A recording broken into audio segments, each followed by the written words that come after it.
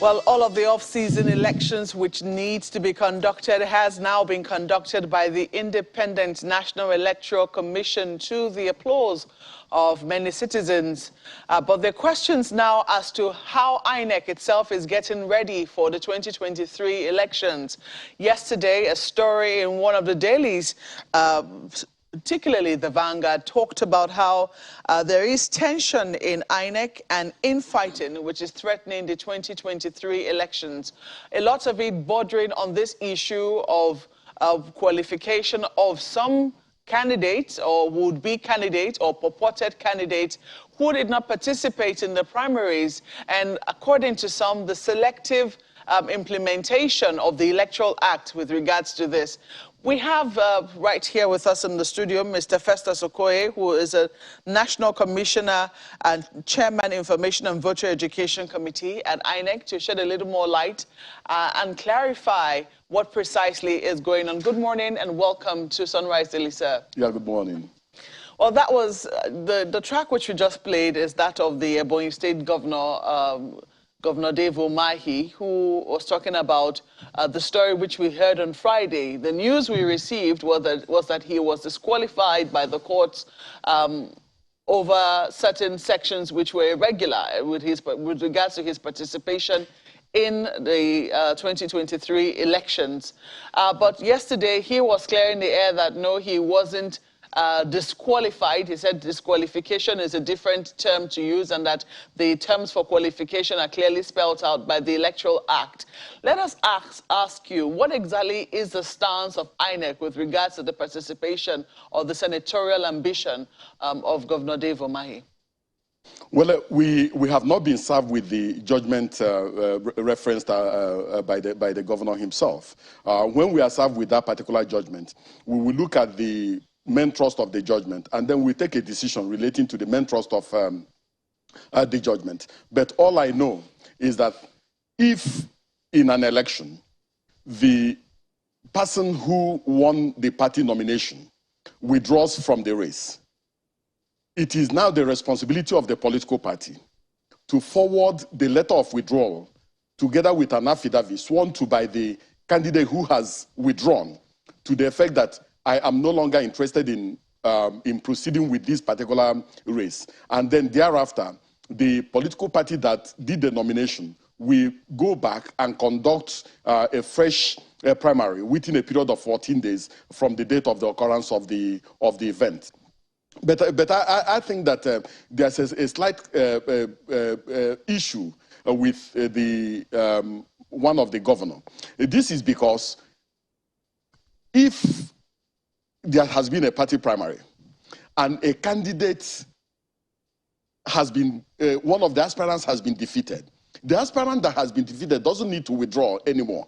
In other words, it is the candidate that won the party primaries that can withdraw from the race, not the candidate that has been defeated. The candidate that has been defeated in a party primary does not withdraw from a party primary. It is the candidate that won the party primaries that can withdraw. So I think that when we see the judgment of court, some of these things will become clearer, and then the commission will take a stand and make a decision relating to his own issue. What exactly is the crux of them? I mean, I know that INEC must have been joined in this suit. Is that correct? Yes, I'm aware that INEC has been joined. So what exactly is the kernel of the matter in which INEC has been joined in this suit? I think, from my own perspective, His Excellency, the Governor of Ebonyi State, went to the Federal High Court to compel the Independent National Electoral Commission to publish his name as the senatorial candidate of the party in his own senatorial district. I think that is the crux of the matter. And then thereafter... Why have you refused to publish his name? No. There were issues relating to the publication of his name. But some of those issues had already been clarified by the commission. The period for given to the commission by the Electoral Act for the display of the names of nominated candidates had already elapsed. And he had made available to the commission certain documents relating to what happened or what transpired during the party primaries. The commission was waiting for the period for the publication of the final list of candidates for us to take a decision relating to the submissions he had made. But he went to the Federal High Court to compel the commission to publish his name, and that was exactly what transpired. Now, we understand that right now, I mean, I think INEC also was the one who said that you have over 300 cases pending in court as a result of the primaries that has been conducted by many political parties. Is that correct? Yes. And for a number of people, from what we hear, from what we understand, that some of these cases have been caused by how INEC itself has conducted itself, ignoring the reports of the INEC at the state level, and not exactly following the reports as produced by the INEC, which monitored, I know INEC is one, but, so it's a little, by the state INEC, which monitored primaries across political parties. Is that correct? Let me just say this, say it very clearly and unequivocally. If you look at the Constitution of the Federal Republic of Nigeria, which is the ground norm, the commission is made up of the chairman, who is the Chief Electoral Commissioner of the Federation, and 12 national commissioners. These are the ones that the Constitution refers to as the commission. Now, resident electoral commissioners are not the commission. The powers given to national commissioners and the chairman of the commission are delegated to the resident electoral commissioners. In other words, resident electoral commissioners act in a delegated capacity. So if we do not delegate powers to a resident electoral commissioner will not have powers to act. Furthermore, when a resident electoral commissioner is appointed, the commission swears in, the chairman of the commission swears in the resident electoral commissioner, and the resident electoral commissioner is assigned responsibilities by the commission. In other words, he goes to represent the commission, which is the chairman and 12 national commissioners. We also have electoral officers in the 774 local government areas of the Federation. All of them carry out the intendment and carry out the functions of the commission as represented by the chairman and the national commissioners. Now, when an issue emerges, it is when party primaries are called, under Section 82, it is to the chairman that the letter by the political party signifying its intention to conduct party primaries goes to. The letter goes to the chairman? It goes to the chairman of the commission, who now minies the letter to the director in charge of election and party monitoring. And then the director in charge of election and party monitoring, together with other directors, now plan the monitoring of the party primaries. Now, the party primaries are conducted by the National Executive Committee of the political party, not the state chapters of the political parties. Now, when party primaries are conducted and reports are submitted to the commission now, the commission looks at several variables. There are some party primaries. Let me just give you an example. If, for instance, we receive a report that a political party did not conduct party primaries, there is no way we can publish the list and personal particulars of whoever purportedly emerged from that party, so-called party primaries. That is within the realm of the commission itself and within the powers granted to the commission under Section 29 of the Electoral Act and Section 84 of the Electoral Act. If, for instance, a political party moves to go and conduct party primaries and a candidate emerges from that party primaries, and then the party whose responsibility it is to upload the list of validly nominated candidates nominates a different candidate, the commission is not under any legal or constitutional obligation to publish such a name. If a state, if the commission has monitored party primaries and within the intervening period, there's a court order saying, don't accept this particular list, accept the other list, it is within the realm of the commission to do the needful. So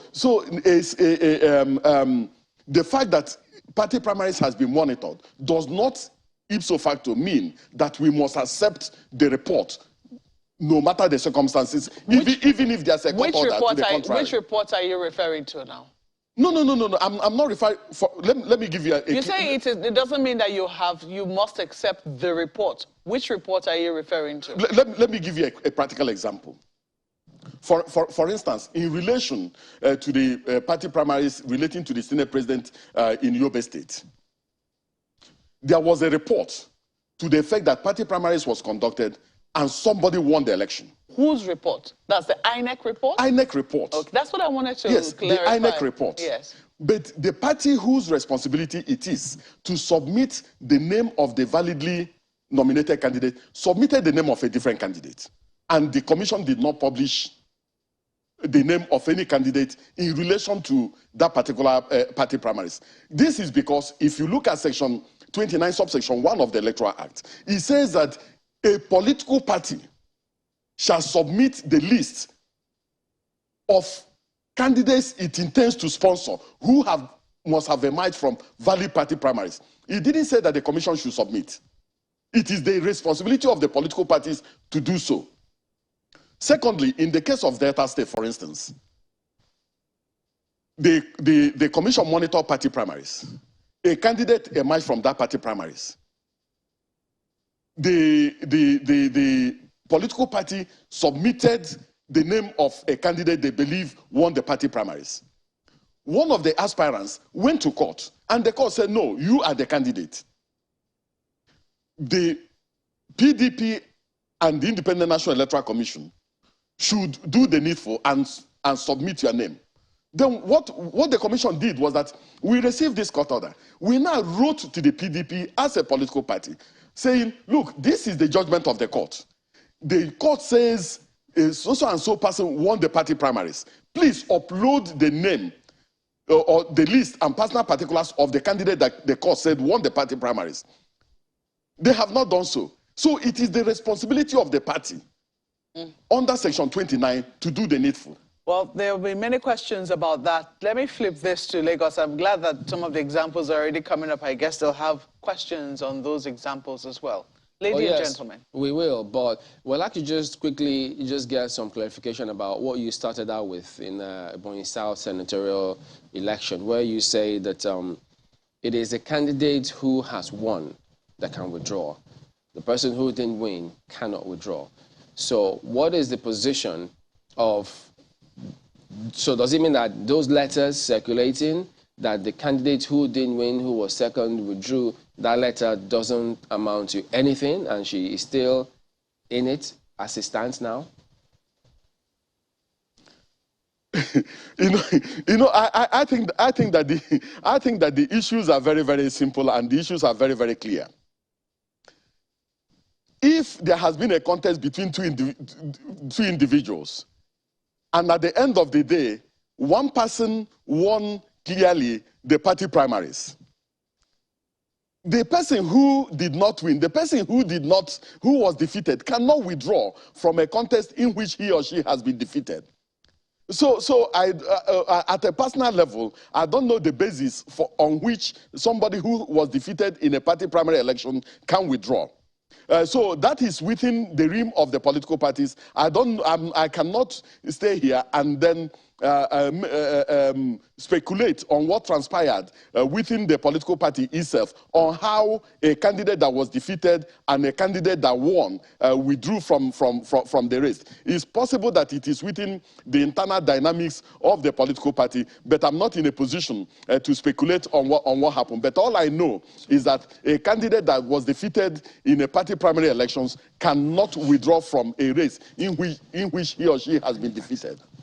So the question there will be, can an aspirant, now, because I know that there's now clear definitions of aspirant and candidate, can an aspirant or a person who did not participate in the original primaries, can the person now, take up the withdrawal of the candidates, if you get what I mean? Because we've seen primaries, essentially they withdraw for people who are in the race at that time. So can someone who was not in the race at the time the primary was taking place, can the person now come standing or at least take the place of the candidate who won that then withdrew? Well, the moment there has been a withdrawal, the implication is that nothing has happened, and the implication is that the political party has a clean slate, in which case any individual belonging to that particular political party, belonging to the senatorial district or state constituency or governorship constituency can participate in such a party primary, because the original candidate who participated in the party primary is no longer there. And let me just give you a practical example. If, for instance, there was only one candidate in a particular a senatorial district who came in through a process of consensus, and then immediately after the party primaries through which the person emerged through a process of consensus, the person withdraws. The implication is that there is no individual who contested with him. So in that instance, in that circumstance, the party can throw the race open to every other individual who is interested, and that particular individual can participate in that particular process. But Mr. And that Okoye, is the position of the law. Whatever happened to Section 115 that talks about, a candidate signing another nomination or result from another election in a constituency, something to that effect? How does that come into play, especially for those who had, picked up forms for a particular office, lost out, then picked up another nomination form for another office entirely? It doesn't come into play at all. It doesn't. All the analysis and all the issues that have been canvassed relating to Section 115 doesn't come into play. And I say this advisedly. This is because as at the time people are participating in party primaries, they are participating in party primaries at a domestic level, at the level of their various political parties. And under Section 152 of the Electoral Act 2022, they are aspirants, people who aspire to various positions in their political parties. They are not candidates. Even under Section 29, subsection 1, when a political party is submitting the list, the political party is submitting the list of candidates it intends to sponsor. But Mr. Who Okoye, must have emerged from valid party primaries. Why does the law and then that is why, pardon me, why does the law then use nomination form? What is the essence of nomination form for a candidate? Isn't that for an aspirant in the party? I will clarify that. Okay. I will clarify that. The point I'm making is that under Section 29, subsection 1, the list and personal particulars which the political parties submit to the Independent National Electoral Commission is inchoate. And that is why Section 29, subsection 2 says that the Independent National Electoral Commission shall, within 7 days of the receipt of these personal particulars, publish them in the constituency in which the candidate intends to contest the election. And then members, any aspirant who believes that any of the information submitted by the aspirant in relation to his or her constitutional qualification to contest is not right, can go to court. Now, thereafter, the commission will give to each political party to give to their candidates who have emerged from valid party primaries what we call from EC 13A to E. EC 13A is nomination form for presidential election. EC 13B is nomination form for governorship election. EC 13C relates to senatorial election. EC 13D relates to House of Representatives, and E relates to State Assembly. It is these nomination forms that have not been filled that the candidates will now fill, and then register voters in their constituencies will also fill. So that is the nomination form Section 115D is talking about.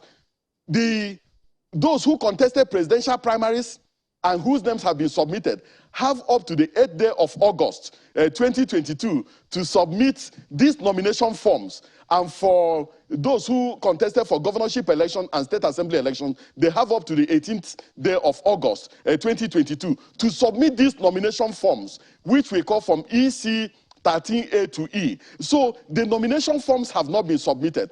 Every other thing that happened relates to the internal affair of political parties and not the nomination that Section 115 of the Electoral Act is talking about. Similar negotiations like that of Governor Mahi, where his brother won the election and then withdrew so that he could replace him, are ongoing, particularly with National Assembly candidates who lost out election, and then a pseudo candidate to stand on their behalf in another party, which they may now take up following their loss. If there is a spirit of the law, apart from the letter of the law, isn't the purpose of Section 115, hasn't it been defeated in this case now, where there is an option, a negotiation option for somebody to stand in their place if they have lost a particular election, then they can now pick up, you know, the choice of one who has stood in for them?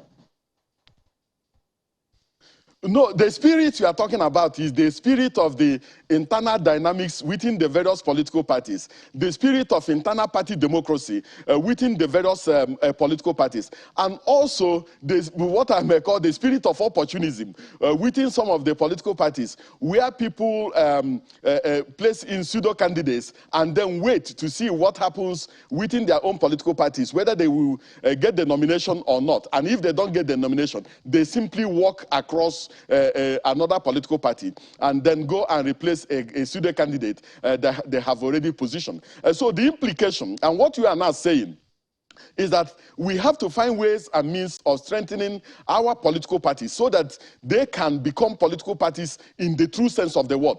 Political parties that share a certain level of ideology. Political parties that are based you know, on set principles and clearly defined ideological position.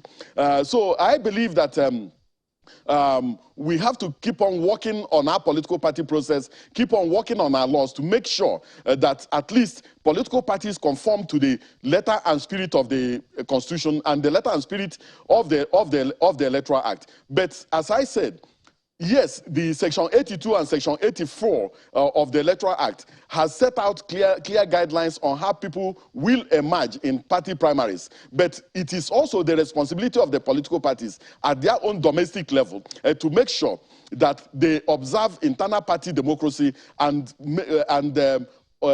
do their things in a very clearly defined manner, rather than allowing people to move from one political party to the other at will.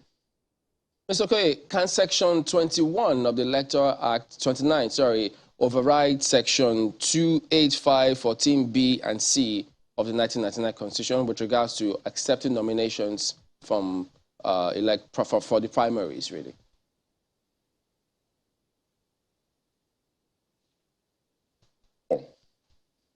Understand that the Independent National Electoral Commission is a creation of the Constitution and also a creation of the law.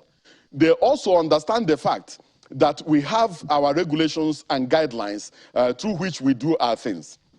Before this particular period, political parties nominate or forward the list and personal particulars of their nominated candidates manually or physically, and they truck these things to the Independent National Electoral Commission. And sometimes the national headquarters of the political party will bring in a list and personal particulars. The state branch will bring in a list and personal particulars. Factions will bring in list and personal particulars, and there will be fights at the premises of the Independent National Electoral Commission.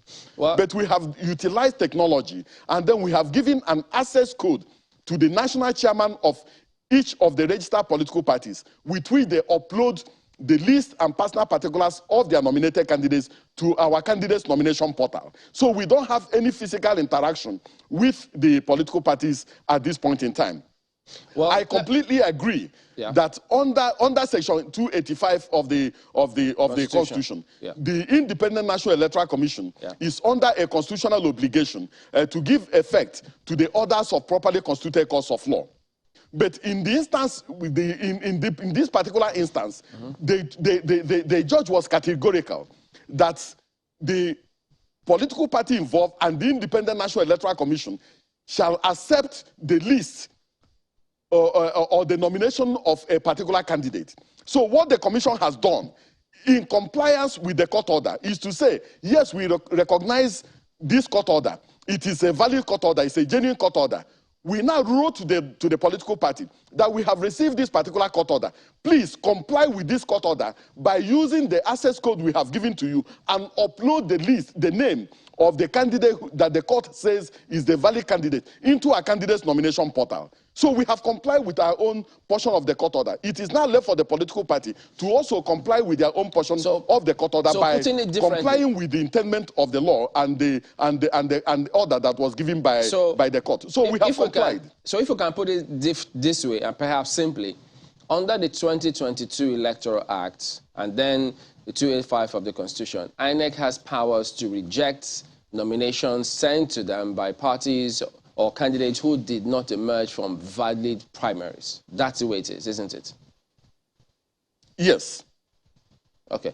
So what is going on with some of these states? Because as it's being published there, that it appears as though some of the states, the recs, submitted lists of persons who emerged from valid primaries, and INEC didn't accept some of those names because they see in some cases 26 were submitted, only 2 were accepted. They don't know why some of the others were not accepted. So what is going on in that regard?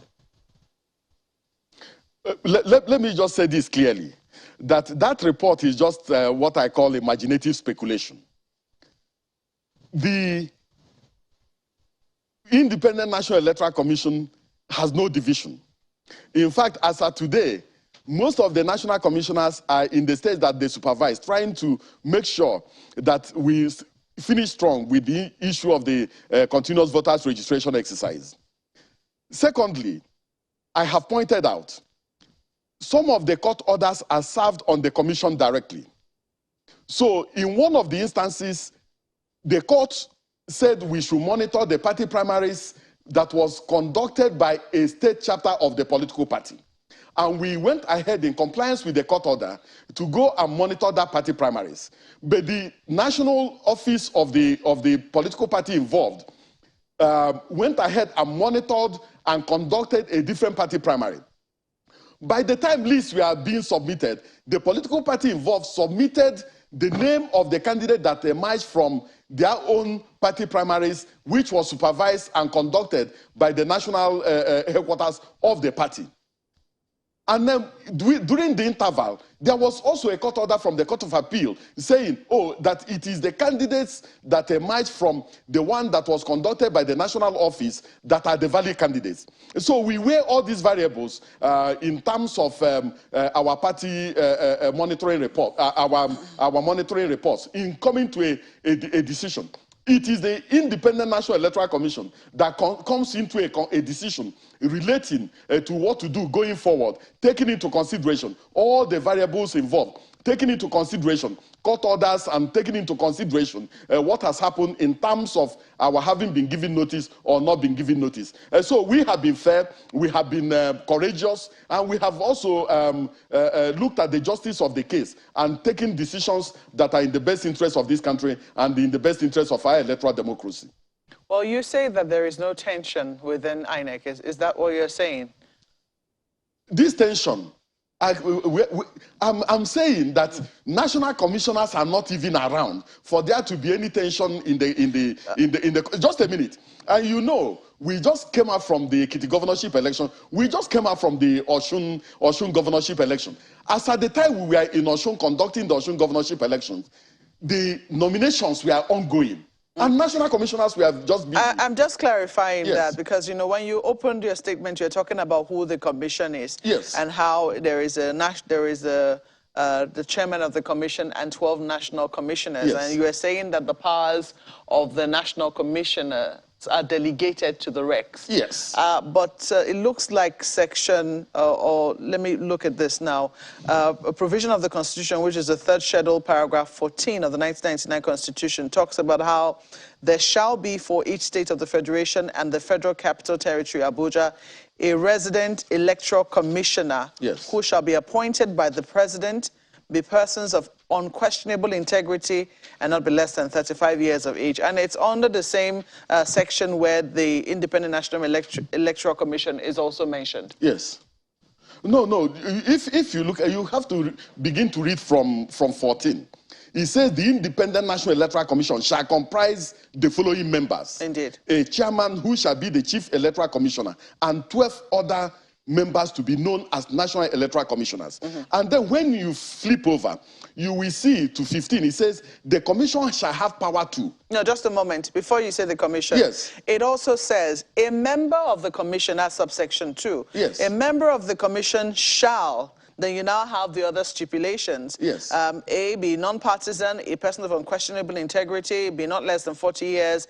There shall be for each state. So it does seem that, that they are also recognized as members of the commission. That's the resident electoral commission. No, they are not recognized as members of the commission, because if you flip through and you go to 15H, it says that the commission shall have power to delegate any of his powers to any resident electoral commissioner. That's the point I'm making. The Constitution says that the commission shall be the chairman and 12 national commissioners. And this commission shall have power to delegate any of his powers to a resident electoral commissioner. So there is no dispute whatsoever relating to this. You know why I'm a little curious that you have raised that distinction first? I mean, it was the first thing which you signposted. Yes. It was almost like as if you were trying to make distinctions that, you know, maybe the Recs who are complaining right now, or wherever it is that this tension is coming from, you know, should know their place with regards to where the chairman of the commission is and the national commissioners. I'm not aware that any resident electoral commissioner is complaining, but I'm trying to clarify issues relating to whether the commission is bound under any circumstance to accept the monitoring report that has emerged from any resident electoral commissioner. This is because if a resident electoral commissioner has been directed by the commission to monitor a particular party primaries, and the resident electoral commissioner has submitted the report, and within the intervening period, there's a court order saying, don't accept that monitoring report or the report emanating from that particular party primaries that you monitored. Accept the report from a different party primary. I'm saying that the commission as a commission has the power and the right to take that decision without reference to the resident electoral commissioner who must have monitored that particular party primaries in question. That's the point I'm making. Well, we're totally out of time. I do not know whether you did see the Vanguard report. I did. You saw the Vanguard report. I did, Do you want to explain what happened in Kano, where it was saying that the primaries that was conducted and the person who emerged winner is different from the name that was published? I've made that point, that there was a court order to the effect that we should monitor a particular party primary organized by the state chapter of the party. The national headquarters of the party did not participate in that particular one. Rather, they organized a different party primaries and wrote their own report in relation to that party primary. Did INEC monitor that one? No, the commission did not monitor that particular one. Now, it is that one that the national recognized that they uploaded the name to our portal. I'm saying that within the intervening period, there were some other court judgments that intervened. But when I get to the office, I'm going to clarify much more clearly whether it was the Court of Appeal judgment that intervened within that intervening period that led to our accepting the list and publishing the list that was submitted by the national headquarters of the political party itself. So what is your assurance to resident electoral commissioners? You know, I know that you have released a statement before now saying that you stand by the reports of your resident electoral commissioners. But for those of them who have any worry whatsoever, wondering if their work has gone to waste, what do you have to say to them? No. It is not every party primaries that a resident electoral commissioner monitors. We monitor party primaries across board. Some of the monitors are even sent from the national headquarters to go and join them in the states. But my assurance is that there is no division in the commission. All the national commissioners and resident electoral commissioners and electoral officers are working towards the same goal. We are unequivocally committed to the 2023 general election, and we are working to make sure that we give Nigerians a very good election in 2023. Well, we have to thank you so much for your time this morning. We've been speaking with Mr. Festus Okoye, who is the National Commissioner and also Chairman, Information and Virtual Education Committee at INEC. Thank you so much for coming on Sunrise Today this morning. Thank you so much.